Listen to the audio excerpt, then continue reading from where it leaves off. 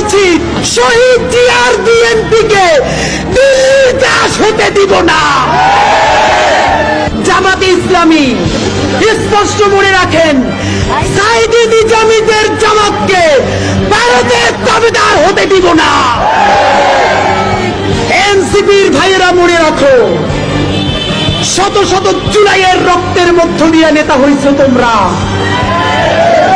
যদি এই জুলাইকে বেঁচে দিয়া দিল্লির দাসত্ব করে ক্ষমতায় আসতে চাও, হাসিনার চেয়েও ভয়ানক পরিণতি হবে। আল্লাহর কসম ওয়াদা করে বলছি, আপনার যেই সন্তান কবরে গেছে, তাদের আরো যদি 100 ভাই মাটির উপরে থাকে, সেই 100 সন্তান ইনকিলাবের কর্মীরা।